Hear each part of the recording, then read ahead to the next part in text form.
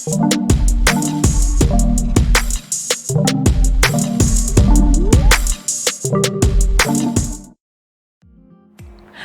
to Waypoint's online experience. If this is your first time tuning in, a very warm welcome to you.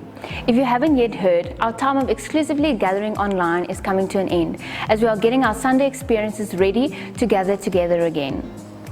We just want to say thank you to those who has picked up a paintbrush, held a hammer or climbed a ladder, or even those who came to support the people doing all the work. We just want to say thank you for your time and resources. So, last Saturday was our first paint party. Let's see how it went.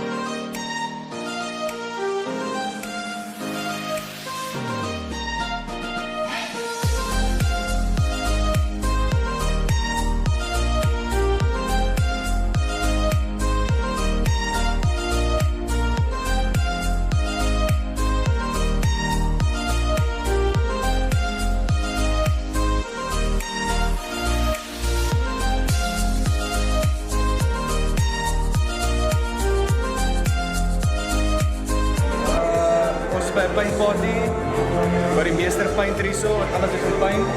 En ons is basies klaar nou. Gaan sien weer 'n koud.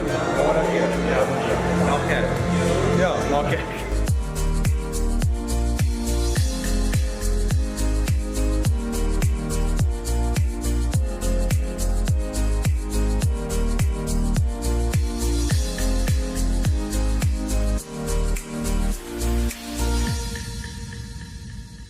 If you feel like you missed out on all the fun and you didn't join last week's or yesterday's paint party, you can still join our last paint party next week Saturday. If this is your first time tuning in or you haven't watched in a while, we are in our 5th week of our series, Love Days and Heartbreaks, where we learn about healthy relationships in a society that doesn't seem to help. This week, we are talking about mistakes and how not to repeat them. But first, join us in a song, There Is a Name. There is a name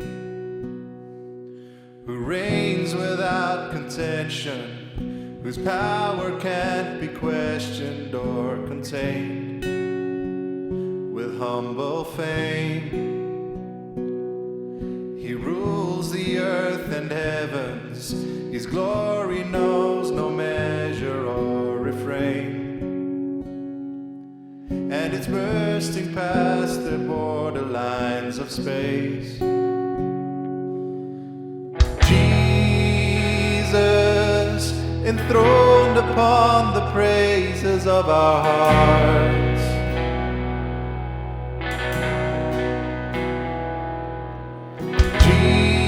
Jesus, you're the King and you're the center of it all. There is a name reaching past the margins, calling sons and daughters back to him. And as he saves, we can hear the roar of heaven as prodigals are coming home again. Oh, the triumph of his name will never end. Jesus, enthroned upon the praises of our hearts.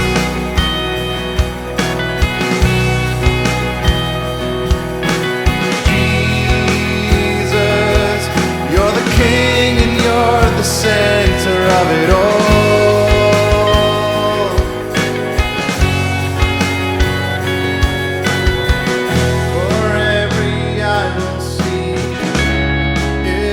Heart will know there is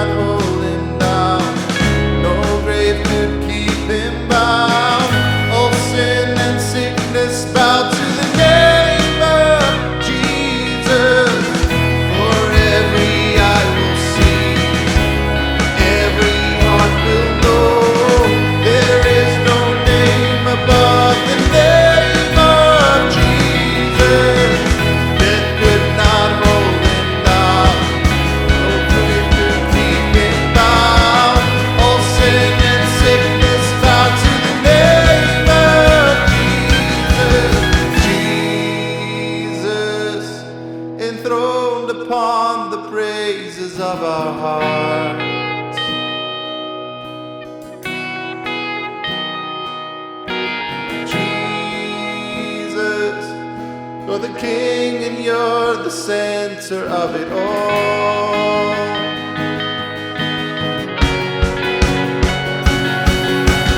Jesus, enthroned upon the praises of our hearts.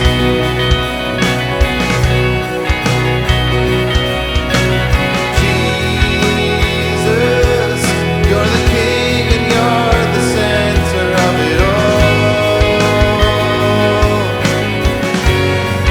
You're the center of it all.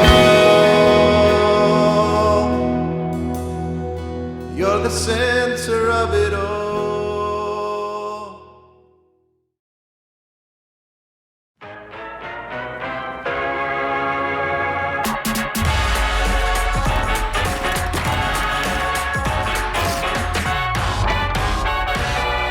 Enjoy the show.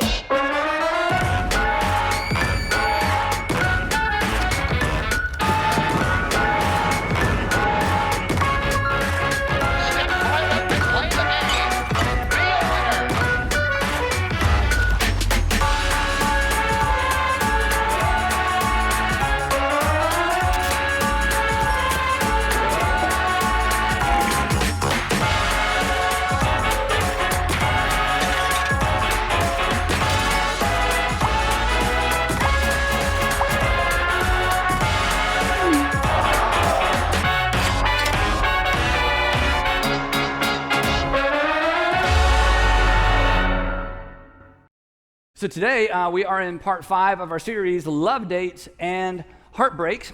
And if you haven't been with us, this is a series for anybody who is in love, trying to stay in love, hoping to fall in love, dating, dating again, thinking about dating again, scared to death to date again because you've heard how complicated it is, and we talked about that last time. Also, the reason I love this series is because I get to talk about something that breaks my heart, and everybody should know what breaks their heart, and you should pay attention to what breaks your heart. That might be some direction for your life. But one of the things that breaks my heart is watching people make relationship decisions that actually undermine their relationships.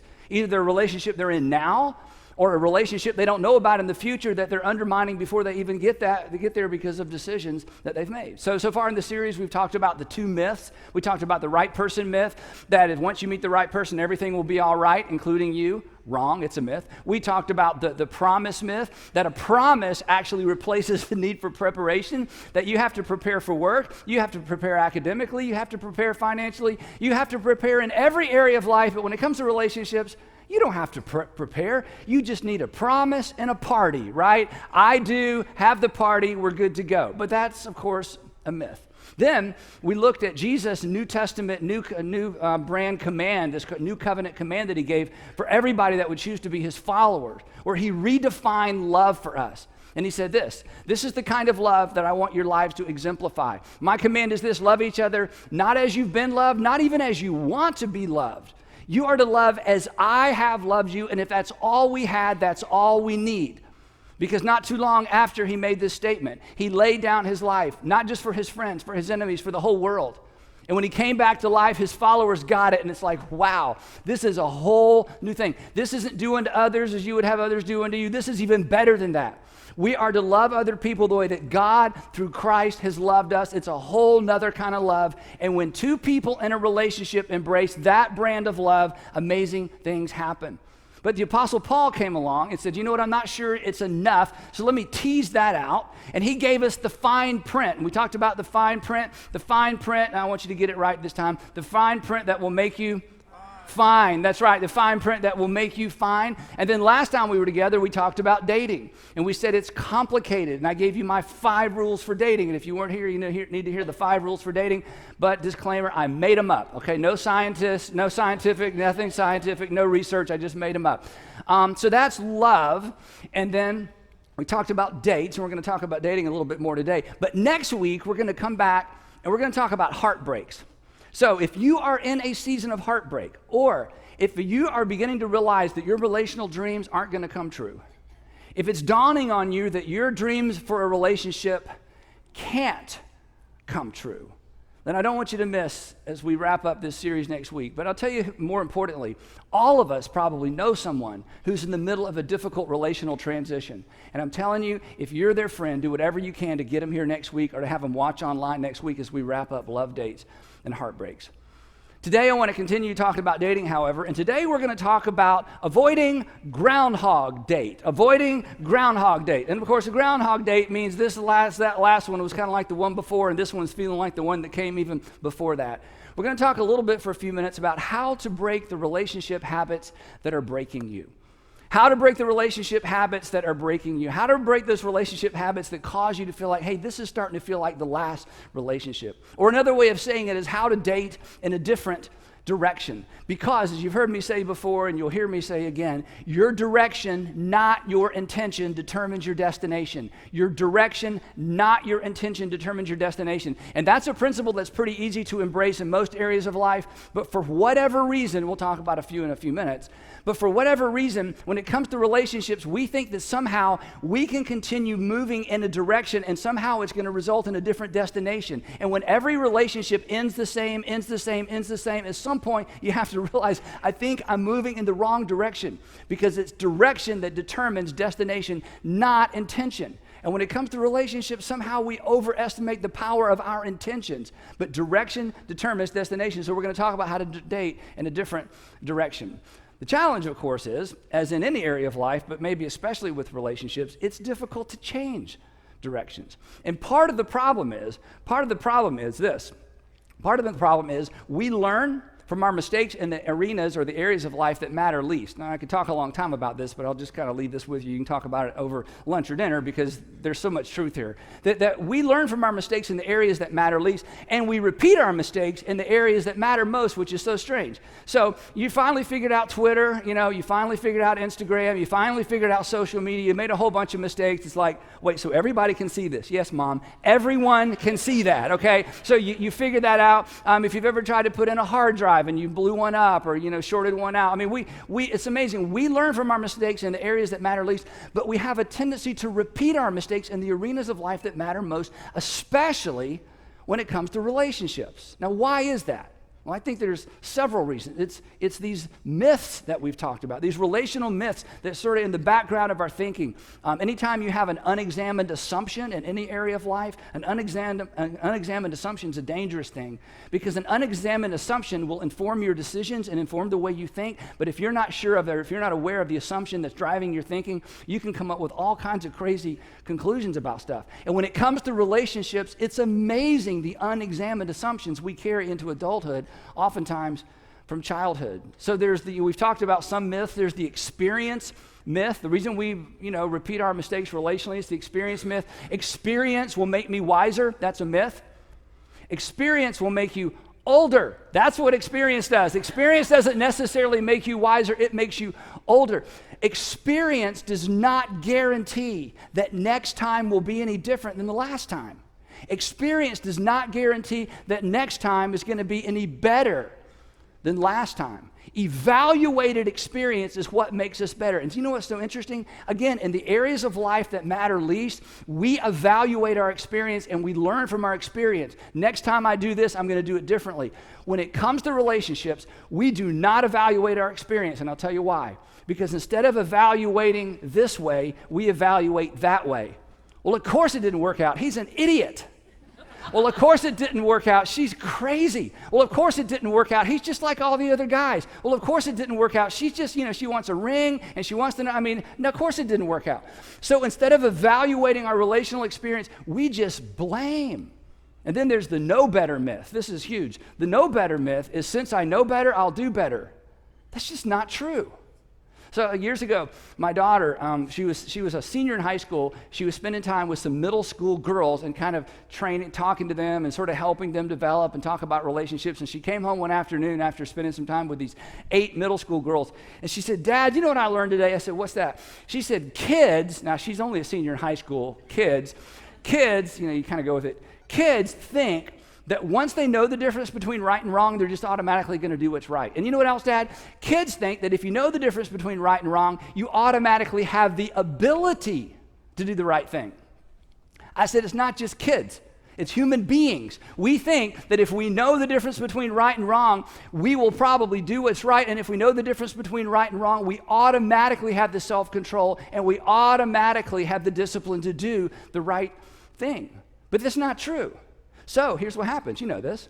When confronted with a mistake, when confronted with a relationship failure, when confronted with something you did wrong, what do we say? We say this: I know. Insinuating that since I know, we don't have to talk about it. Since I know, I don't need to read that stupid book. Since I know, I don't have to go to church with you. Since I know, because now that I know better, I'll do better. It's a myth. Since I know better, I automatically have the ability to do better. It's a myth, because know better does not equal do better. And then here's the other myth that just causes us to kind of lose our mind relationally. It's the time myth. The time myth is this, especially, if you're like 25, I mean, you're practically ancient if you're 25, that time is against me, right? I mean, I'm not getting any younger, which is true. I'm not getting any younger. Everybody else my age, all my friends, if I have to be in another wedding, I'm going to scream. If I hear about another friend getting engaged, I mean, all my friends, all my friends are divorced, but everybody seems to be finding somebody. I'm not getting any younger. So the time myth is that time is against me. But I have some friends, Sandra and I have some friends that are a couple, and it's a second marriage for him, it's a first marriage for her. And they spend a lot of time with couples that are moving into that season of life. Either it's a second marriage for both or a second marriage for one. And they love spending time with people moving into a second marriage because they navigated the complexity of all that. And on the front end, it just seems so simple. We'll just blend our families and blend our time. And you know what they told me? They said, Andy, here's what we try to convince individuals and couples of. Here's the most difficult thing to convince couples of and individuals moving quickly toward another marriage. The most difficult thing to convince them of is this: time is your friend. Time is your friend.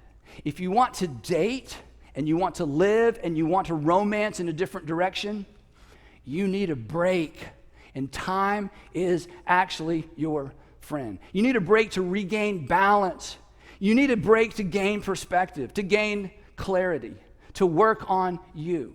Because here's the thing. In time, you will be able to hear things you can't hear right now. In time, you'll be able to see things you can't see right now. And here's the one you're going to hate me for. In time, you'll be able to own things you can't own right now. With time and a break, you'll be able to recognize your contribution to the problem. You're like, see, I didn't contribute to the problem. It was all him, it was all her. With time, you may be able to recognize and own your slice of the pie. But without time, without a break, you know what you'll do? You'll do what we all do. You'll just blame. And you can't blame your way into a better future. In fact, blame has an insidious way of allowing us to smuggle our issues into our own future, smuggle our issues into the next relationship. And you've seen this with other people, right? You're like, she has not dealt with her stuff. He's not dealt with his stuff. Well, you tell him, I'm not going to tell him. He blows up every time I bring it up. He didn't think he has any stuff, and he reminds us he didn't have any stuff so loudly we're all afraid of his stuff that he's not aware of. So, but if you just blame the other person, you have set yourself up to think about it, to smuggle your stuff into your own future instead of leaving it behind. Smuggle your relationship issues into the next relationship. So blame actually sets us up for rinse and repeat, right? Welcome to Groundhog Date. So today, I want to just give you the first step to dating and doing a relationship in a different direction. And the reason I just want to give you the first step is, number one, we don't have much time. But number two, if you get the first one right, the rest kind of take care of themselves because you're smart. You're smart. And once you begin to unearth some of these assumptions you've been carrying around and you look at them and you go, well, that's ridiculous. I've been making decisions based on this and this just isn't true. Then you're on your way. So to kind of set us up for where we're going, none of this is original with me. I actually learned this start off, kind of change direction thing principle from the Apostle Paul. The Apostle Paul was a Pharisee in the first century. Then he became a Jesus follower. And then he decided to do a crazy thing. He decided to take the message of Jesus. Okay, here's this Jewish guy who was an ex-Pharisee, take the message of Jesus to the non-Jewish Gentile world. And he parachutes into a culture, didn't actually parachute, but he shows up in a culture, it took a ship. He shows up in a culture that is so unlike anything we can imagine. It is amazing that anyone took the Apostle Paul serious in cities like Ephesus and Corinth and the region of Galatia and all these Roman provinces that were so ingrained in Greek and Hellenistic thinking. And so he shows up in this Gentile, pagan, idol-worshiping, slave-owning, might makes right culture, and he's talking about the fact that God sent a Messiah, a Jewish Messiah, with this strange message that we're to love each other, and everybody has dignity, and women have rights, and children have rights, and slaves have rights, and everybody's equal in the eyes of God and made in the image of God, and everybody's supposed to love each other, and God punctuated this message by raising someone from the dead. It's amazing. Anybody took him seriously, but they did. And so the church began in the non-Jewish world around the Mediterranean basin. And he had to confront so many assumptions. We can't even imagine a world where slavery was legal in that kind of culture. We can't imagine a world where people worshiped idols and everything that happened in nature had its own God with its own name. And yet somehow he was able to gain traction with this extraordinary message that there is a single God who has done something in the world for the world. And it will be characterized by giving value, equal value to the people around us. And so to help them reshape their thinking and really embrace a completely different worldview, which may be your resistance to Christianity, because the Christian worldview and your worldview don't line up. I totally get that. The Apostle Paul totally got that. So it's a good thing perhaps that you hear a message like this to know you're not alone. And God isn't angry. God would love for you to maybe change your thinking, to see the world in a different way. So the Apostle Paul wrote all these letters to this, primarily Hellenistic culture, Greek-speaking culture. And in one of those letters, he wrote to Christians living in Rome during the time of Nero, not a great place to be. And in that particular document, it's not even a letter, it's this just huge, amazing document we call the Book of Romans. He gives what he gave in other instances as kind of this first step to beginning to think differently about everything. But today, we're going to apply it specifically to relationships. And here's how he began. Romans chapter 12. So we're like way into this big document. Here's what he wrote. He said, therefore, I urge you, and the reason he has to urge us is because there's going to be resistance. I urge you, you're not really going to want to go along with this. I urge you, even though this seems a little bit strange, I urge you, brothers and sisters, according to or because of God's mercy, in view of God's mercy, which means basically in light of everything God has done for you. And what has God done for you? Well, he took 11 chapters to tell us, so you can go back and read that on your own. But basically, here's what he's saying. In light of the fact that God loves you, in light of the fact that God has invited you to call him your heavenly Father, in light of the fact that God has announced, this is risky, that God has announced the forgiveness of sin ahead of time, that God has already covered even your future sins in such a way that you can have a relationship with him. In light of everything that God's done for you, in light of God's mercy, he's not giving you what you deserve, and he's actually going to give you what you don't deserve in a positive way. In light of God's mercy, he says, here's what I want you to do. These are my words, not his. I want you, it's a big ask, that's why he's urging, I want you to write a blank check with your life and offer it to your heavenly Father. Not in order to get something, in light of what he's already given you. Therefore, I urge you, brothers and sisters, in view of God's mercy, to present yourself or to offer your bodies as a living sacrifice, holy and pleasing to God. This is your true and proper worship. Now, when we see the word sacrifice, nothing comes to mind for us because we don't make sacrifices. But everybody in this culture had made sacrifices and seen sacrifices made. And so he's using some interesting imagery that possibly caused those who read this for the first time to chuckle, because he's saying, here's what I want you to do. The time for animal sacrifice is over. The time for slitting the throats of oxen and goats and bulls is over. I want you to climb up on the altar as a living sacrifice and offer all of yourself to God. Not in order to get something from God like the pagans were constantly trying to do with their sacrifices, but in light of what God has already done for you. And then he uses a very interesting word, a word that's so cool that it takes two English words to translate the one English word. He said, and this act of offering yourself to God is the most logical thing you could possibly do. The Greek word that's translated true and proper is the word is the Greek word from where we get the English word logic or logical. He says, offering yourself to God, I know it sounds like a big risk. I know it sounds like a big sacrifice. I know it sounds like a big saying no to yourself. But Paul says, I'm telling you, This is the most logical, thoughtful, reasonable thing you can do because God is for you and God knows what's best for you. In fact, refusing to is the most irrational, illogical thing you could do. Then he goes on, he says, and here's the deal. Don't be conformed. I don't want you to continue to be conformed to the pattern of this world. It's like I said last week. If you don't want a relationship like the majority of relationships, quit dating like the majority of daters. If you don't want a marriage like the majority of marriages, quit conducting your marriage like the majority of married people. If you don't want a relationship like the majority of people you see in a relationship, then you have to do something different. And Paul's words is this: don't continue to be conformed to the pattern of culture. There is a different way forward. Literally, the verse means this: do not be conformed according to a pattern or a mold. Don't form yourself or allow yourself to be formed. In other words, don't be this guy, okay? Don't be this. I don't think there are gingerbread women. I've not seen a gingerbread woman, so we'll just go with gingerbread man. Sorry, ladies. Don't be this guy, right? If you be this guy, if you be this woman, you end up like everybody else. He says, I don't want you to be conformed. I want you, look what he says. He says, don't be conformed, but you can actually be transformed. Or literally in the Greek, it's allow yourself to be transformed. So, do you want to be a conformer, like gingerbread man? Here's what it sounds like in our culture. Guys are all the same. Guys are all the same. Guys are all the same. Guys are all the same. Guys are all the same. Women only want a ring. Women only want a ring. Women only want a ring. Women only want a ring. It's all the same, right? He's going, look, you don't have to live your life that way. There's a different way forward in every arena of life, especially relationships. So the question is this: do you want to be a conformer, or would you rather be a transformer? That's what I'm talking about, right? Now, unfortunately, this is the evil transformer, but I thought it was cool, so we brought it out, all right?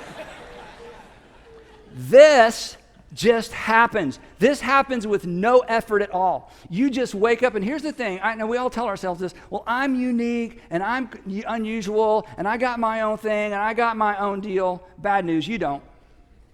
You don't. You think you do. I think I do, but we don't. If you just get up and pick up your feet and allow yourself to be swept along with the current of culture, in most ways you just end up like everybody else. And in some areas that's fine, but when it comes to relationships, it's not fine. He says, don't be a conformer. Don't be conformed. Be transformed. And then, maybe if you're new to the Bible or new to Christianity, you didn't know this. As in every instance, the Apostle Paul actually tells us how to do it. This isn't a just go out there and figure it out for yourself. Even though all you need is a little bit of a head start, all you need is kind of that first step, and you can figure this out for yourself. He says, don't be conformed, but be transformed. How, Paul? He says, let me tell you how. By the renewing of your mind. By the renewing, not by a prayer you pray, not by a commitment you make, not by a promise you make God. This is not a moment in time. This is a process. To renew your mind is to restore. It's to change. It's to redo. It's to reprogram. It's like repainting a car. When you repaint a car, what do you have to do? You got to sand off all the old, then you put on the new. It's a two-step process. Refinishing furniture. Sand off the old finish, put on the new. Unless you use chalk paint, which is a cool thing, but it messes up my illustration. So you got to take off the old, put on the new. Take off the old, put on the new. Wax off, wax on, wax on, wax off. Okay, whatever generation you're from. Yeah, you got to take something off before you put something new on. So what happens? I mean, you know this. What happens when you put on the new before you take the old, off the old? The new peels off. And this is why so many people sincerely make promises to themselves. They sincerely make promises to God. They sincerely make promises to a higher power. They make all kinds of promises, and they are as sincere as they can possibly be. And the next time is just like the last time. It just doesn't stick. It just peels off. And the Apostle Paul says, look, I urge you, in light of all God has done for you, would you hit pause And would you present yourself to him a living sacrifice? Would you basically write a blank check with your life and say, God, okay, I have screwed this up so many times, or I get it right some of the time, but I am so tired of calling my own shots, and so I'm going to surrender myself to you, and relationally, I'm going to hit the pause button, and I'm going to go through the long, maybe difficult process of renewing my mind so I am no longer conformed, so that I can be transformed. But the trick is, and the difficulty is, and the thing that we don't like about this, is that renewal takes time, which brings us back to this. Time is your friend. When we started our organization years ago, and I talked to our pastors, and we were talking about how we're going to do things, and I said, let's talk about marriage for a second. I said, it's none of my business. You can marry, do weddings for whoever you want to do weddings for, but this is many years ago, I said, but I only have one thing I want you to consider. I would like if you're marrying someone who's been married before, I want you to require them to stay single for at least 2 years before you remarry them. And so one of our guys said, hey, why 2 years? And I said, because I don't think we can get them to wait 5. But if we could, we should, and we would. Because the story I've never heard is, I am so glad I rushed into that relationship. Oh, where would I be if I hadn't rushed into that relationship? I'm sure that story's out there somewhere. But for the most part, it's, I wish I'd waited. I wish I'd gotten counsel. I wish I'd gotten my head cleared. I wish I'd taken some time off. I wish I'd spent a little bit more time working on me. Because if I'd worked on me, I think I might have been able to see some things that I couldn't see. And I think I might have been able to hear some things that I couldn't hear. And I think I might have been able to own some things that I refused to own. And the Apostle Paul wraps up and he says this, look, there's a payoff. And the payoff is this. If you will make, just to use some churchy terminology, if you will invite Jesus to be the Lord or the boss or the king of your life, and if you will spend some time allowing God to renew your mind, here's the result. Then, as a consequence, as a result, then you will be able to do something that in the past you've struggled perhaps to do. Then you will be able to test and approve, literally. Then you will be able to determine and discern. Then you will be able to figure out what? What God's will is. This is so powerful. A renewed mind is able to make sense of God's will. See, part of the problem is this. Until we can see as he sees, we're not inclined to do as he says. When you renew your mind, what made absolutely no sense before becomes oh yeah. We learned this from childhood, right? Or as kids, what's the first question that we ask over and over and over and over and as kids is, why? Because if it doesn't make sense, it's hard to get on board with doing something that doesn't make any sense to us, right? Human nature is we are far more inclined to do what makes sense than what we're merely told to do, right? And here's the beauty of following Jesus. And here's the beauty of the New Testament. And here's the beauty of what the Apostle Paul taught. The Apostle Paul says, look, your Heavenly Father wants you to understand. This isn't simply do as I say and you'll maybe someday, one day you'll figure it out. As you spend time renewing your mind, there will be moment after moment after moment of, I can see what I couldn't see. Wow, it's so much easier for me to hear what I couldn't hear. And wow, I'm beginning to feel the freedom to take responsibility for things I was never able to take responsibility for before. Because a renewed mind recognizes God's will for what it is. And the Apostle Paul tells us what it is. His good. It's good because it's good for you. His pleasing, which means, you know what? In the end, it's actually gratifying. The will of God on the back end is, I'm so glad I did this. I'm so glad I surrendered. I'm so glad I obeyed. And his perfect will. And the little Greek word here actually refers to maturity.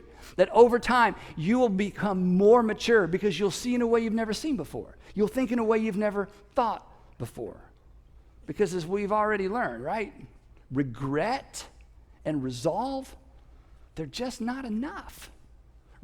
If regret and resolve were enough, we would never repeat our mistakes. Regret and resolve just aren't enough. I'm sorry and I'll do better. rarely makes us any better.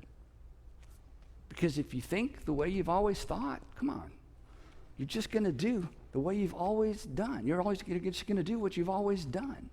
And the result, boom, groundhog date, groundhog marriage, groundhog relationship. Think about it this way, and we'll move on. Everything you've ever done relationally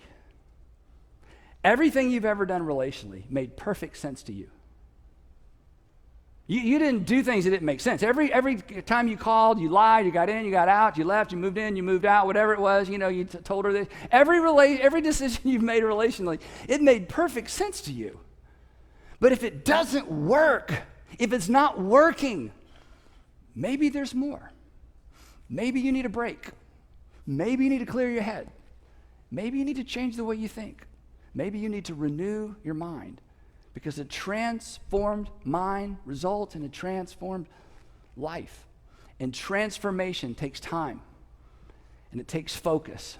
It takes time. It takes focus. And it takes attention. It might take a different rhythm. It might require some different friends. It might require you to make a difficult decision. But in the end, you will be able to discern and understand God's will for you. And here's the great thing about renewing your mind. Over time, you will begin to let go of some lethal, unexamined assumptions. It will empower you to let go of the ways of thinking that keep you in bondage and keep making, history repeat itself relationally. Assumptions that deserve, for sure, assumptions that deserve to be examined. Here's one we've talked about. Once I find the right person, everything will be all right. Number 2, my situation is unique. Now, let me just say to those of you who say this, because I love you. I don't know you, but I love you. I care about you. Do you know why we say this? This is how you avoid good advice. This is how if somebody gives you good advice, I know. See, I know. My situation's unique. It's not. There are only 3 situations. Okay, you're in one of the 3. You just don't know that. Ask a counselor. Counselors like me to preach because I just tell them, I say publicly what it takes them forever to get you to recognize in counseling, okay? That's why I'm not a good counselor. I'm a good advice giver, but I'm not patient enough to be a counselor. But if you sit through counseling and you have a good counselor, eventually you recognize, there's only about 3 or 4 categories, and now that I've recognized my category, I know what to do. Okay, your situation is not unique. You are unique. Your situation is not. And when you use, my situation is different, you're just avoiding good advice. You need to knock it off. That is a fatal assumption. Here's the 3rd one. It may not be right, but it makes me happy, and God wants me to be happy.